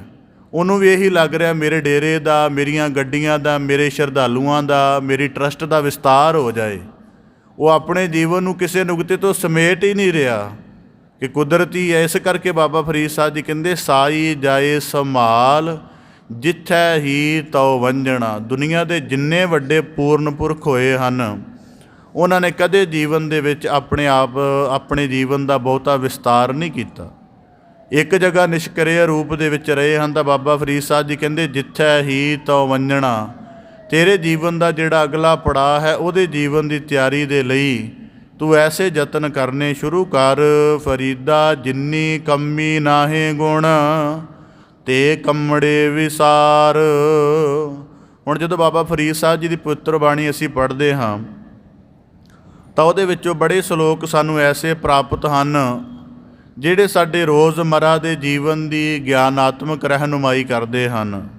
ਜਿਵੇਂ ਬਾਬਾ ਫਰੀਦ ਸਾਹਿਬ ਜੀ ਦੇ ਜੀਵਨ ਵਿੱਚ ਜ਼ਿਕਰ ਆਉਂਦਾ ਹੈ ਸ਼ਲੋਕਾਂ ਵਿੱਚ, ਫਰੀਦਾ ਬੁਰੇ ਦਾ ਭਲਾ ਕਰ ਗੁੱਸਾ ਮਨ ਨਾ ਹੰਡਾਏ, ਜਾਂ ਕਾਲੇ ਲਿਖ ਨਾ ਲੇਖ, ਹੋਰ ਬੇਅੰਤ ਸ਼ਲੋਕ ਹਨ। ਇੰਝ ਹੀ ਇਸੇ ਸ਼ਲੋਕ ਵਿੱਚ ਬਾਬਾ ਫਰੀਦ ਸਾਹਿਬ ਜੀ ਜ਼ਿਕਰ ਕਰਦੇ ਹਨ ਜਿੰਨੀ ਕੰਮੀ ਨਾਹੀ ਗੁਣ। ਜਿਹੜੇ ਕਰਮ ਨੂੰ ਕੀਤਿਆਂ ਜੀਵਨ ਦੇ ਵਿੱਚ ਕੋਈ ਉੱਤਮਤਾ ਨਹੀਂ ਪ੍ਰਗਟ ਹੋਣੀ, ਜਿਹੜੇ ਕਰਮ ਨੂੰ ਕੀਤਿਆਂ ਹਿਰਦੇ ਵਿੱਚ ਪਵਿੱਤਰਤਾ ਨਹੀਂ ਪੈਦਾ ਹੋਣੀ, ਜਿਸ ਕਰਮ ਨੂੰ ਕੀਤਿਆਂ ਜੀਵਨ ਦੇ ਵਿੱਚ ਬੰਦਾ ਆਪਣੇ ਆਪ ਨੂੰ ਮੈਲਾ ਅਨੁਭਵ ਕਰਨ ਲੱਗ ਪਵੇ, ਜਿਸ ਕਰਮ ਨੂੰ ਕੀਤਿਆਂ ਮਨੁੱਖ ਦੇ ਜੀਵਨ 'ਚ ਗਿਰਾਵਟ ਬਣਨ ਲੱਗ ਪਵੇ, ਜਿਹੜੇ ਕੰਮ ਨੂੰ ਕੀਤਿਆਂ ਮਨੁੱਖ ਦੇ ਕਦਮ ਜਿਹੜੇ ਧਰਮ ਵੱਲ ਨਾ ਵਧਣ, ਬਾਬਾ ਫਰੀਦ ਸਾਹਿਬ ਜੀ ਕਹਿੰਦੇ ਤੇ ਕੰਮੜੇ ਵਿਸਾਰ। ਇਹਨਾਂ ਸਾਰੇ ਕੰਮਾਂ ਦਾ ਤਿਆਗ ਕਰਦੇ। ਹੁਣ ਇਹਨਾਂ ਸਾਰੇ ਕੰਮਾਂ ਦਾ ਜ਼ਿਕਰ ਸ਼ੁਰੂ ਕਰੀਏ ਤਾਂ ਬਾਬਾ ਫਰੀਦ ਸਾਹਿਬ ਜੀ ਦੇ ਸ਼ਲੋਕਾਂ 'ਚੋਂ ਹੀ ਸਮਝਣਾ ਸ਼ੁਰੂ ਕਰ ਦਈਏ ਆਰੰਭ ਤੋਂ। ਬਾਬਾ ਫਰੀਦ ਸਾਹਿਬ ਜੀ ਦੇ ਸ਼ਲੋਕਾਂ ਦਾ ਆਰੰਭ ਸੀ ਜਿੱਤ ਦਿਹਾੜੈ ਧਨ ਵਰੀ। ਇਸ ਕਰਕੇ ਆਪਣੀ ਦੇਹ ਦਾ ਮੋਹ ਪਾਲਣਾ ਜਿਹੜਾ ਹੈ ਬਾਬਾ ਫਰੀਦ ਸਾਹਿਬ ਜੀ ਕਹਿੰਦੇ ਛੱਡ ਦਿਓ, ਕਿਉਂਕਿ ਦੇਹ ਦਾ ਮੋਹ ਮੁੜ ਕੇ ਜਿਹੜਾ ਹੈ ਵਾਸਨਾ ਬਣ ਜਾਂਦਾ। ਇਸ ਕਰਕੇ ਇਹ ਵੀ ਕੰਮ ਛੱਡ ਦਿਓ। ਫਿਰ ਜੀਵਨ ਦੇ ਵਿੱਚ ਅੱਗੇ ਜ਼ਿਕਰ ਆਇਆ ਸੀ ਜੇ 100 ਵਰਿਆਂ ਜੀਵਣਾ ਪੀ ਤਨ ਹੋਸੀ ਖੇ। 100 ਵਰਿਆਂ ਦਾ ਜੀਵਨ ਹੋ ਜਾਏ, ਇਹਦੇ ਲਈ ਅਰਦਾਸਾਂ ਕਰਾਉਣੀਆਂ ਜਾਂ ਇਹਦੇ ਲਈ ਕਿਸੇ ਤਰ੍ਹਾਂ ਦੇ ਯਤਨ ਕਰਨੇ, ਉਹ ਵੀ ਛੱਡ ਦਿਓ। ਫਿਰ ਜੀਵਨ ਦੇ ਵਿੱਚ ਆਇਆ ਸੀ ਇਹ ਫਰੀਦ ਸ਼ਲੋਕਨ ਦੇ ਵਿੱਚ, ਇਹ ਵਿਸ ਗੰਦਲਾ ਧਰੀਆਂ ਖੰਡ ਲਿਵਾੜ। ਉਹਨਾਂ ਗੰਦਲਾਂ ਦੀ ਤਰਫ ਜਾਣਾ ਹੀ ਸ਼ੁਰੂ ਕਰ ਦਿਓ ਜਿਨ੍ਹਾਂ ਦਾ ਉੱਪਰੋਂ ਰਸ ਥੋੜ੍ਹਾ ਮਿੱਠਾ ਹੈ ਅਤੇ ਬਾਅਦ ਦੇ ਵਿੱਚ ਉਹ ਕੜੱਤਣ ਲੱਗਦੀਆਂ। ਇਸ ਕਰਕੇ ਬਾਬਾ ਫਰੀਦ ਸਾਹਿਬ ਜੀ ਆਖਦੇ ਜਿੰਨੀ ਕੰਮੀ ਨਾਹੀ ਗੁਣ।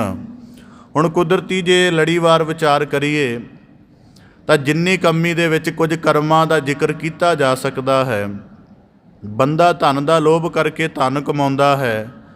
ਹੁਣ ਜੇ ਧਨ ਦਾ ਲੋਭ ਅੰਦਰ ਪੈਦਾ ਹੋ ਗਿਆ ਜਾਂ ਬਹੁਤ ਪੂੰਜੀਪਤੀ ਬਣਨ ਦੀ ਲਾਲਸਾ ਪੈਦਾ ਹੋ ਗਈ, ਉਹ ਦੂਜੇ ਦਾ ਹੱਕ ਮਾਰਨ 'ਤੇ, ਦੂਜੇ ਦਾ ਹੱਕ ਚੁਰਾਉਣ 'ਤੇ ਜਾਂ ਨਜਾਇਜ਼ ਧਨ ਨਾਲ ਜੁਟਾਉਣ 'ਤੇ ਵਿਵਸ਼ ਹੋਣਾ ਪਏਗਾ।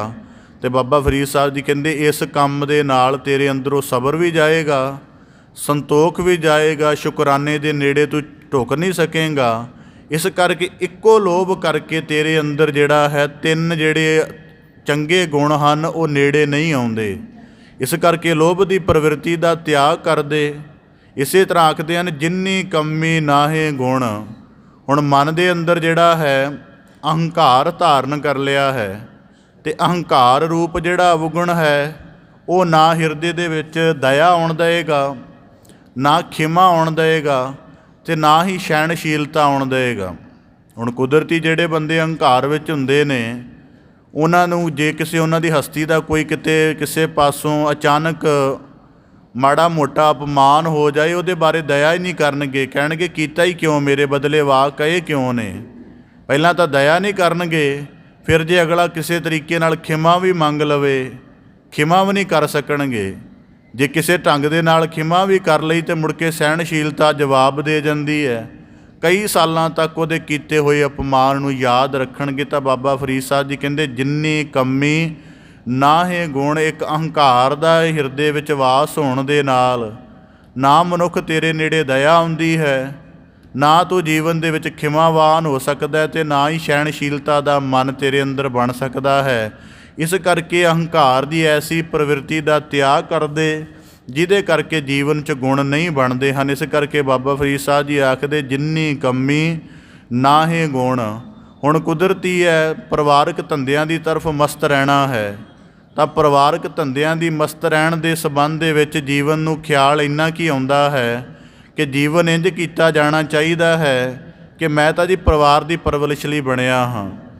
ਕੇਵਲ ਇਹੋ ਪ੍ਰਵਿਰਤੀ ਧਾਰਨ ਕਰਨ ਦੇ ਨਾਲ ਸੇਵਾ ਵੀ ਛੁੱਟ ਜਾਂਦੀ ਹੈ, ਪਰ ਉਪਕਾਰ ਦਾ ਢੰਗ ਵੀ ਛੁੱਟ ਜਾਂਦਾ ਹੈ, ਸਤ ਸੰਗਤ ਵਿੱਚ ਜਾਣਾ ਵੀ ਛੁੱਟ ਜਾਂਦਾ। ਇਸ ਕਰਕੇ ਬਾਬਾ ਫਰੀਦ ਸਾਹਿਬ ਜੀ ਕਹਿੰਦੇ ਜਿੰਨੀ ਕੰਮੀ ਨਾਹੇ ਗੁਣ। ਜੀਵਨ ਦੇ ਬੜੇ ਐਸੇ ਕੰਮ ਨੇ, ਇਸ ਕਰਕੇ ਬਾਣੀ ਦੇ ਵਿੱਚ ਬਾਬਾ ਫਰੀਦ ਸਾਹਿਬ ਜੀ ਕਹਿੰਦੇ ਹਨ ਜਿੰਨੀ ਕੰਮੀ ਨਾਹੇ ਗੁਣ, ਕਿ ਜਿੰਨੇ ਕੰਮਾਂ ਨੂੰ ਧਾਰਨ ਕਰਨ ਦੇ ਨਾਲ ਜੀਵਨ ਦੇ ਵਿੱਚੋਂ ਸ਼ੁਭ ਗੁਣ ਅਲੋਪ ਹੁੰਦੇ ਜਾਣ, ਉਹਨਾਂ ਸਾਰੇ ਕੰਮਾਂ ਦਾ ਤਿਆਗ ਕਰ ਦੇਣਾ ਚਾਹੀਦਾ। ਅਤੇ ਇਹਨਾਂ ਕੰਮਾਂ ਦੇ ਵਿੱਚ ਹੀ ਜ਼ਿਕਰ ਆਉਂਦਾ ਹੈ ਕਿ ਬੰਦੇ ਦਾ ਉੱਠਣਾ ਬੈਠਣਾ, ਪਰਿਵਾਰਕ ਸੰਗ ਬੈਠਦਾ ਹੈ, ਰਿਸ਼ਤੇਦਾਰਾਂ ਸੰਗ ਬੈਠਦਾ ਹੈ। ਇਹਨਾਂ ਦੇ ਸੰਗ ਬੈਠਦਿਆਂ ਮਨੁੱਖ ਦੇ ਜੀਵਨ ਨੂੰ ਕੋਈ ਉਚਾਈ ਤਾਂ ਮਿਲਦੀ ਨਹੀਂ, ਕੁਦਰਤੀ ਹੈ। ਇਹ ਸਾਰੀ ਵਿਸ਼ਵ ਦੀ ਮਿੱਥਿਆ ਇੱਕੋ ਜਿਹੀ ਹੈ। ਪਰਿਵਾਰਕ ਸੰਗ ਬੈਠ ਜਾਓ, ਦੋਸਤਾਂ ਸੰਗ ਬੈਠ ਜਾਓ, ਜਾਂ ਕਿਸੇ ਸਮਾਜਿਕ ਇਕੱਠ ਦੇ ਵਿੱਚ ਬੈਠ ਜਾਓ, ਜੀਵਨ ਦੀ ਕਿਸੇ ਉਚਾਈ ਦੀ ਗੱਲ ਨਹੀਂ ਹੋਏਗੀ। ਉੱਥੇ ਆਮ ਨਿਮਨ ਕਿਸਮ ਦੀਆਂ ਗੱਲਾਂ ਹੀ ਚੱਲਣਗੀਆਂ, ਅਤੇ ਉਹਨਾਂ ਦੀ ਚਰਚਾ ਕਰਕੇ ਬੰਦਾ ਜੀਵਨ ਦੇ ਵਿੱਚ ਨਿਮਨ ਹੋ ਜਾਂਦਾ ਹੈ। ਇਸ ਕਰਕੇ ਬਾਬਾ ਫਰੀਦ ਸਾਹਿਬ ਜੀ ਕਹਿੰਦੇ ਉਹ ਸੰਗ ਵੀ ਤਿਆਗ ਦਿਓ, ਉਹ ਸੰਗ ਤੋਂ ਵੀ ਦੂਰੀ ਬਣਾ ਲਓ ਜਿਹੜੇ ਸੰਗ ਨੇ ਜੀਵਨ ਦੇ ਵਿੱਚ ਗਿਰਾਵਟ ਲਿਆਉਣੀ ਹੈ। ਤਾਂ ਕਰਕੇ ਭਗਤ ਕਬੀਰ ਸਾਹਿਬ ਜੀ ਨੇ ਕਿਹਾ ਸਾਕਤ ਸੰਗ ਨਾ ਕੀਜੀਏ ਦੂਰੇ ਜਾਈਏ ਭਾਗ।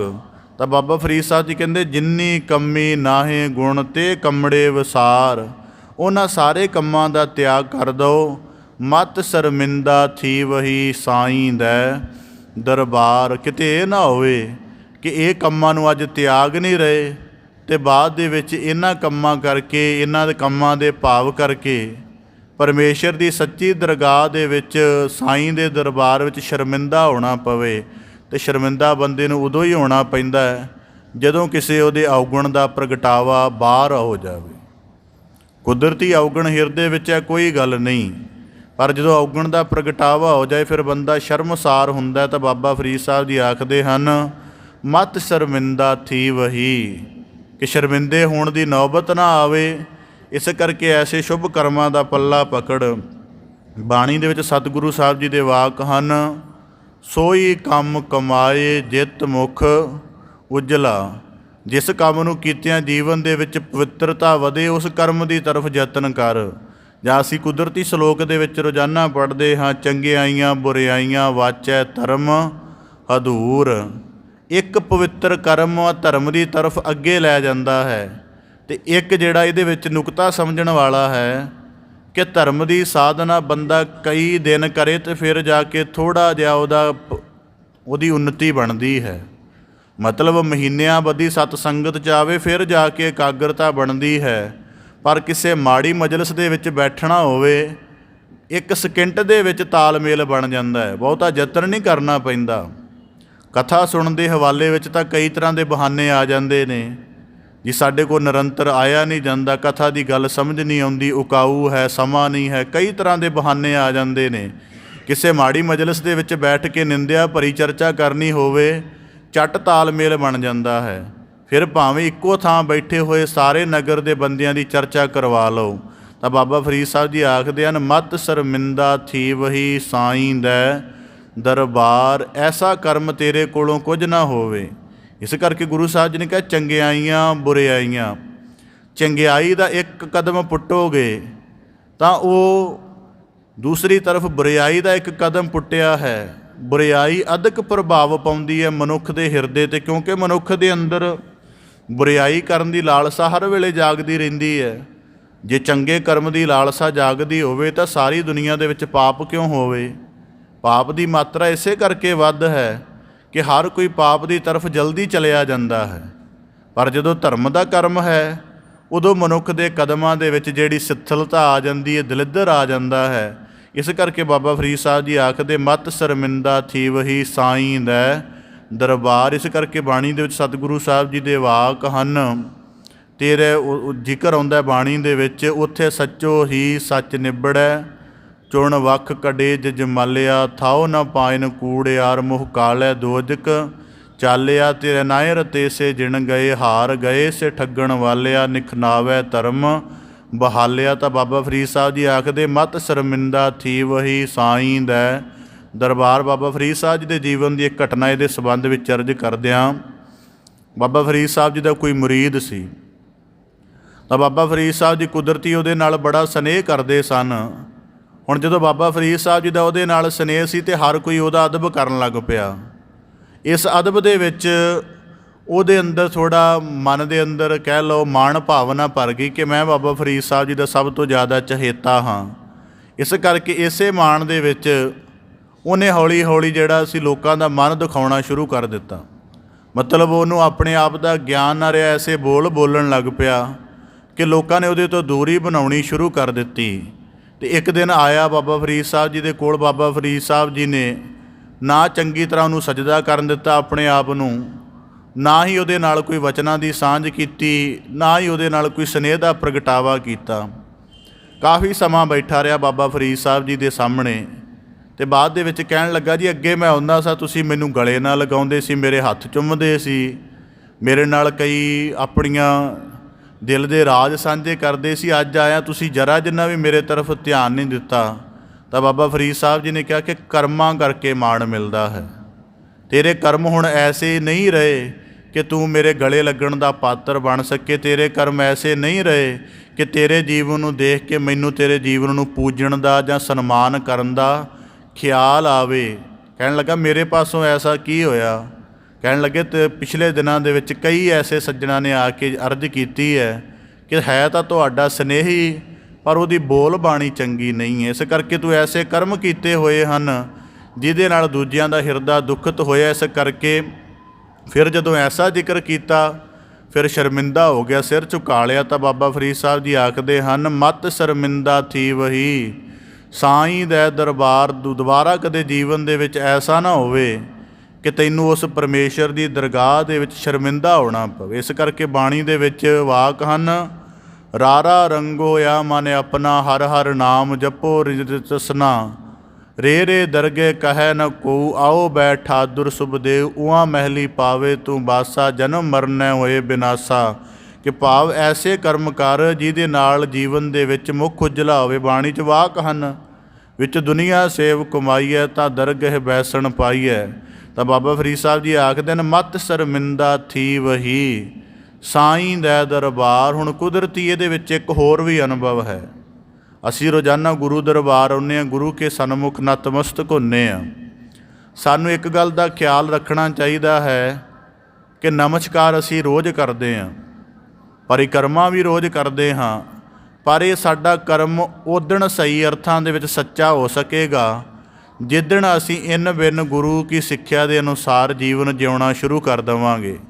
ਉਂਝ ਮੱਥਾ ਟੇਕ ਕੇ ਜਾਂ ਪਰਿਕਰਮਾ ਕਰਕੇ ਅਸੀਂ ਸਾਬਤ ਕਰਦੇ ਹਾਂ ਕਿ ਅਸੀਂ ਗੁਰੂ ਸਾਹਿਬ ਜੀ ਦੇ ਦਾਸ ਹਾਂ ਜਾਂ ਗੁਰੂ ਸਾਹਿਬ ਜੀ ਦੀ ਸਿੱਖਿਆ ਤੋਂ ਬਲਹਾਰ ਜਾਂਦੇ ਹਾਂ, ਪਰ ਇਹ ਕਰਮ ਕਰਦਿਆਂ ਹੋਇਆਂ ਵੀ ਸਾਡਾ ਉਹਨਾਂ ਕੰਮਾਂ ਤੋਂ ਖਹਿੜਾ ਨਾ ਛੁੱਟਿਆ ਜਿਹੜੇ ਸਾਡੇ ਸਾਹਿਬ ਦੀ ਨਜ਼ਰ ਵਿੱਚ ਪ੍ਰਵਾਨ ਨਹੀਂ ਹੁੰਦੇ।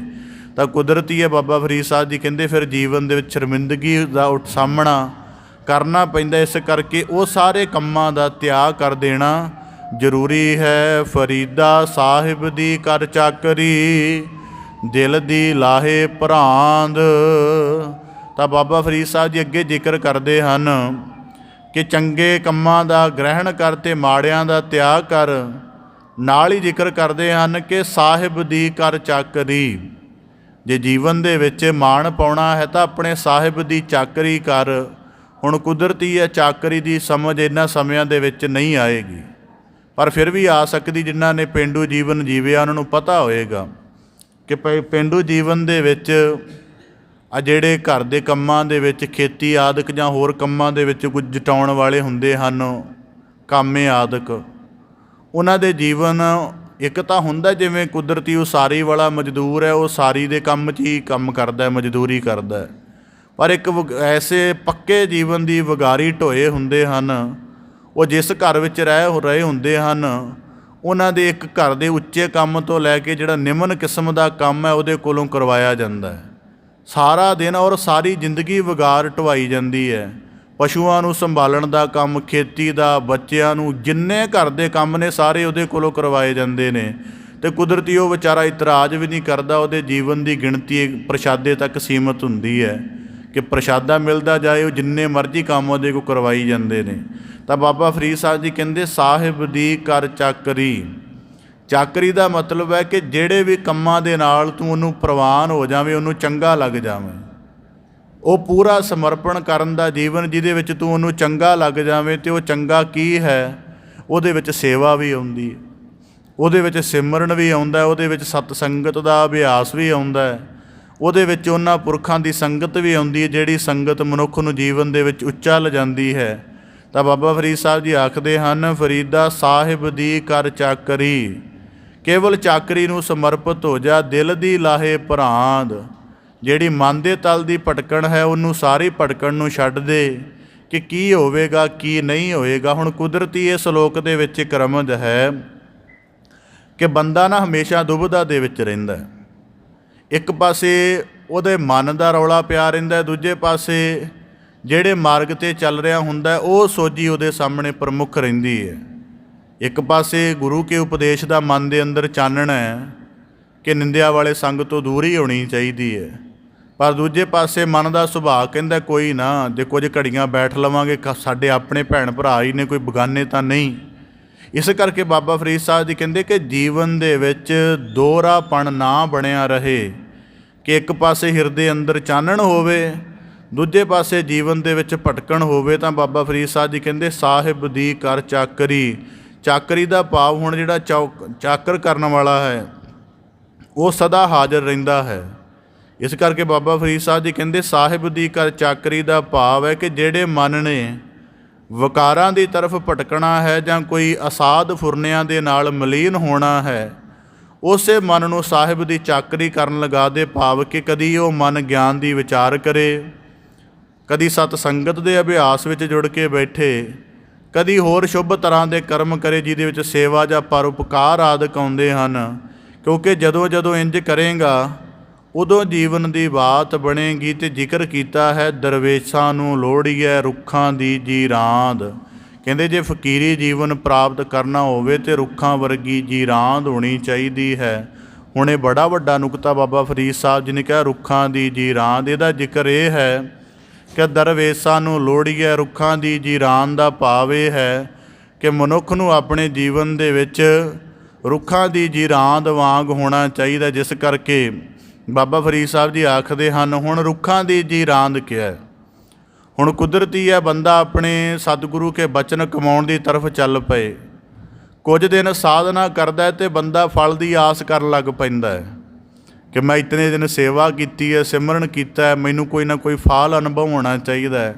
ਤਾਂ ਬਾਬਾ ਫਰੀਦ ਸਾਹਿਬ ਜੀ ਕਹਿੰਦੇ ਕਿ ਰੁੱਖਾਂ ਦੀ ਤਰਫੋਂ ਸਬਕ ਸਿੱਖੋ ਕਿ ਉਹ ਜਿਸ ਧਰਤੀ ਵਿੱਚ ਲਗਾ ਦਿੱਤੇ ਜਾਂਦੇ ਹਨ ਉਹ ਸਾਰਾ ਜੀਵਨ ਉੱਥੇ ਹੀ ਟਿਕੇ ਰਹਿੰਦੇ ਹਨ। ਮਤਲਬ ਕਿ ਜੇ ਸਾਹਿਬ ਦੀ ਚਾਕਰੀ ਵਿੱਚ ਪੈ ਗਏ ਹੋ ਅਤੇ ਇੱਕੋ ਭਰੋਸੇ ਦੇ ਮੁਕਾਮ 'ਤੇ ਸਾਰੀ ਜ਼ਿੰਦਗੀ ਟਿਕੇ ਰਹੋ। ਹੁਣ ਉਹ ਰੁੱਖ ਭਰੋਸੇ 'ਤੇ ਹੀ ਰਹਿੰਦਾ ਹੈ ਕਿ ਜਦੋਂ ਪੱਤਝੜ ਦੇ ਵਿੱਚ ਬਿਲਕੁਲ ਵਿਹੂਣਾ ਹੋ ਜਾਂਦਾ ਫੁੱਲਾਂ ਫਲਾਂ ਤੋਂ, ਪਰ ਉਹਦਾ ਉੱਥੇ ਟਿਕੇ ਰਹਿਣਾ, ਉਹਦੇ ਵਿੱਚ ਰਾਜ਼ੀ ਰਹਿਣਾ ਹੀ ਉਹਨੂੰ ਅਗਲੀ ਬਹਾਰ ਦਾ ਜਿਹੜਾ ਸੁੱਖ ਹੈ ਦਿੰਦਾ ਹੈ। ਇਸ ਕਰਕੇ ਬਾਬਾ ਫਰੀਦ ਸਾਹਿਬ ਜੀ ਕਹਿੰਦੇ ਰੁੱਖਾਂ ਦੀ ਜੀਰਾਂਦ, ਮਾਲਕ ਦੇ ਭਰੋਸੇ 'ਤੇ ਟਿਕੇ ਰਹੋ। ਉਹਦਾ ਭਰੋਸਾ ਕਦੇ ਨਾ ਕਦੇ ਜੀਵਨ ਦੇ ਵਿੱਚ ਜ਼ਰੂਰ ਭਗਤੀ ਦੀ, ਆਤਮਿਕ ਉੱਚਤਾ ਦੀ ਰੰਗਤ ਜ਼ਰੂਰ ਲਗਾਏਗਾ। ਇਸ ਕਰਕੇ ਕਹਿੰਦੇ ਦਰਵੇਸ਼ਾਂ ਨੂੰ ਤਾਂ ਕਰਨਾ ਹੀ ਪੈਂਦਾ ਹੈ, ਫਕੀਰਾਂ ਨੂੰ ਤਾਂ ਕਰਨਾ ਹੀ ਪੈਂਦਾ ਹੈ ਰੁੱਖਾਂ ਦੀ ਜੀਰਾਂਦ ਵਾਂਗ। ਫਿਰ ਰੁੱਖਾਂ ਦੀ ਜੀਰਾਂਦ ਵਿੱਚ ਭਾਵ ਇਹ ਹੈ ਕਿ ਜਿਵੇਂ ਉਹ ਵਿਚਾਰੇ ਖਲੋਤੇ ਧੁੱਪ ਮੀਂਹ ਸਭ ਕੁਝ ਇੱਕੋ ਜਗ੍ਹਾ ਹੀ ਮਾਣਦੇ ਹਨ, ਕਿ ਜੇ ਜੀਵਨ ਦੇ ਵਿੱਚ ਦਰਵੇਸ਼ੀ ਜੀਵਨ ਚਾਹੀਦਾ ਹੈ ਤਾਂ ਦੁੱਖ ਸੁੱਖ ਇੱਕ ਸਮਾਨ ਕਰਕੇ ਜਾਣਨਾ ਪਏਗਾ। ਇਸ ਕਰਕੇ ਆਖਦੇ ਨੇ ਰੁੱਖਾਂ ਦੀ ਜੀਰਾਂਦ ਦਾ ਭਾਵ ਇਹ ਹੈ ਕਿ ਰੁੱਖ ਕੋਲੋਂ ਲੋਕ ਫਲ ਪ੍ਰਾਪਤ ਕਰਦੇ ਨੇ, ਪਰ ਕਈ ਵਾਰੀ ਰੋੜੇ ਮਾਰ ਕੇ ਪ੍ਰਾਪਤ ਕਰਦੇ ਹਨ, ਅਤੇ ਤਾਂ ਵੀ ਰੋੜੇ ਖਾ ਕੇ ਵੀ ਰੁੱਖ ਉਹਨਾਂ ਨੂੰ ਆਪਣਾ ਮਿੱਠਾ ਫਲ ਜਾਂ ਆਪਣੀ ਛਾਂ ਆਦਿਕ ਦਿੰਦਾ ਹੈ। ਇਸੇ ਤਰ੍ਹਾਂ ਦਾ ਫਕੀਰੀ ਜੀਵਨ ਹੋਣਾ ਚਾਹੀਦਾ ਕਿ ਜੇ ਤੇਰੀ ਫਕੀਰੀ ਦੀ ਲੋਕਾਂ ਵਿੱਚ ਨਿੰਦਿਆ ਹੋ ਰਹੀ ਹੈ ਜਾਂ ਤੇਰੀ ਫਕੀਰੀ ਦੀ ਨੂੰ ਲੋਕ ਜਿਹੜਾ ਹਨ ਨਿੰਦਿਤ ਢੰਗ ਦੇ ਨਾਲ ਦੇਖਦੇ ਹਨ, ਤਾਂ ਵੀ ਤੇਰੇ ਜੀਵਨ ਦੇ ਵਿੱਚ ਉਹਨਾਂ ਵਰਗਾ ਪ੍ਰਭਾਵ ਨਾ ਬਣੇ। ਤੂੰ ਸਗੋਂ ਰੁੱਖ ਵਾਂਗ ਉਹਨਾਂ ਨੂੰ ਛਾਂ, ਉਹਨੂੰ ਸਾਰਾ ਕੁਝ ਦੇਣਾ ਚਾਹੇ। ਹੁਣ ਕੁਦਰਤੀ ਬਾਬਾ ਫਰੀਦ ਸਾਹਿਬ ਜੀ ਨੇ ਕਿਹਾ ਰੁੱਖਾਂ ਦੀ ਜੀ ਰਾਂਦ, ਤਾਂ ਕੁਦਰਤੀ ਬਾਬਾ ਫਰੀਦ ਸਾਹਿਬ ਜੀ ਦੇ ਜੀਵਨ 'ਚ ਘਟਨਾ ਮਿਲਦੀ ਹੈ ਕਿ ਬਾਬਾ ਫਰੀਦ ਸਾਹਿਬ ਜੀ ਜਿਸ ਜਗ੍ਹਾ ਰਹਿੰਦੇ ਸਨ ਉੱਥੇ ਇੱਕ ਵਾਰੀ ਕੀ ਦੇਖਿਆ ਕਿ ਬੜਾ ਵੱਡਾ ਰੁੱਖ ਸੀ। ਬਾਬਾ ਫਰੀਦ ਸਾਹਿਬ ਜੀ ਨੇ ਦੇਖਿਆ ਕਿ ਕੋਈ ਲੱਕੜਹਾਰਾ ਆਇਆ ਹੋਇਆ ਸੀ ਅਤੇ ਉਹਨੇ ਲੱਕੜਹਾਰੇ ਨੇ ਉਸ ਰੁੱਖ ਨੂੰ ਹੇਠਾਂ ਤੋਂ ਕੱਟਣਾ ਸ਼ੁਰੂ ਕਰ ਦਿੱਤਾ। ਸਵੇਰ ਦਾ ਲੱਗਿਆ ਹੋਇਆ ਸੀ, ਜਿਹੜੀ ਸਿਖਰ ਦੁਪਹਿਰ ਹੋ ਗਈ ਅਤੇ ਸਿਖਰ ਦੁਪਹਿਰ ਹੋਣ ਦੇ ਬਾਵਜੂਦ ਰੁੱਖ ਨਹੀਂ ਕੱਟਿਆ ਗਿਆ। ਅੱਧਾ ਕੱਟਿਆ ਗਿਆ ਅਤੇ ਕੁਦਰਤੀ ਧੁੱਪ ਦੇ ਨਾਲ ਗਰਮੀ ਲੱਗਣੀ ਸ਼ੁਰੂ ਹੋਈ। ਉਹ ਅਜੇ ਰੁੱਖ ਕੱਟਿਆ ਨਹੀਂ ਸੀ, ਉਹ ਉਂਝ ਹੀ ਖੜ੍ਹਾ ਸੀ। ਉਹਦੀ ਛਾਂ ਜਿਹੜੀ ਸੀ ਬਿਲਕੁਲ ਸਿਖਰ 'ਤੇ ਆ ਗਈ ਕੇਂਦਰ ਦੇ ਵਿੱਚ। ਉਹੀ ਲੱਕੜਹਾਰਾ ਜਿਸ ਰੁੱਖ ਨੂੰ ਕੱਟ ਰਿਹਾ ਸੀ ਉਹਦੀ ਛਾਂ ਹੇਠ ਹੀ ਸੁੱਤਾ ਹੋਇਆ ਸੀ।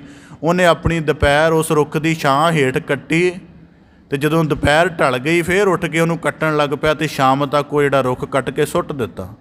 ਤਾਂ ਬਾਬਾ ਫਰੀਦ ਸਾਹਿਬ ਜੀ ਨੇ ਇਹ ਦ੍ਰਿਸ਼ ਦੇਖਿਆ ਅਤੇ ਉਹ ਕਹਿਣ ਲੱਗੇ, ਦੇਖੋ ਇਹਨੂੰ ਪਤਾ ਹੈ ਰੁੱਖ ਨੂੰ ਕਿ ਹੋਰ ਕੁਝ ਘੜੀਆਂ ਤੱਕ ਮੈਨੂੰ ਕੱਟ ਦਿੱਤਾ ਜਾਣਾ ਹੈ, ਪਰ ਇਹਨੇ ਆਪਣੇ ਸੁਭਾਅ ਦਾ ਤਿਆਗ ਨਹੀਂ ਕੀਤਾ। ਆਪਣਾ ਅੱਧਾ ਜੀਵਨ ਭਾਵ ਕਿ ਅੱਧਾ ਤਣਾ ਕੱਟੇ ਜਾਣ ਦੇ ਬਾਵਜੂਦ ਵੀ ਉਸੇ ਲੱਕੜਹਾਰੇ ਨੂੰ ਛਾਂ ਕੀਤੀ। ਇਸ ਕਰਕੇ ਬਾਬਾ ਫਰੀਦ ਸਾਹਿਬ ਜੀ ਕਹਿੰਦੇ ਰੁੱਖਾਂ ਦੀ ਜੀ ਰਾਂਦ। ਇਸ ਕਰਕੇ ਇਹਦੇ ਵਿੱਚ ਬੜਾ ਵੱਡਾ ਨੁਕਤਾ ਹੈ। ਕੁਦਰਤੀ ਕਿਸੇ ਜਗ੍ਹਾ ਇਸ ਗੱਲ ਦਾ ਕਿਸੇ ਬਜ਼ੁਰਗ ਦੇ ਨਾਲ ਵਿਚਾਰ ਹੋਈ ਸੀ ਅਤੇ ਉਹਨੇ ਆਪਣਾ ਇੱਕ ਨੁਕਤਾ ਮੇਰੇ ਨਾਲ ਸਾਂਝਾ ਕੀਤਾ ਸੀ। ਉਹ ਕਹਿਣ ਲੱਗਾ ਰੁੱਖਾਂ ਦੀ ਜੀ ਰਾਂਦ ਦਾ ਮਤਲਬ ਇਹ ਹੈ ਕਿ ਇੱਕੋ ਜਗ੍ਹਾ ਟਿਕੇ ਰਹਿਣਾ, ਜੋ ਕੁਝ ਹੈ ਉਵੇਂ ਹੀ ਪ੍ਰਾਪਤ ਹੋ ਜਾਵੇ, ਕਿ ਕਦੇ ਆਪਣਾ ਜਿਹੜਾ ਥਾਂ ਨਹੀਂ ਤਿਆਗਣਾ।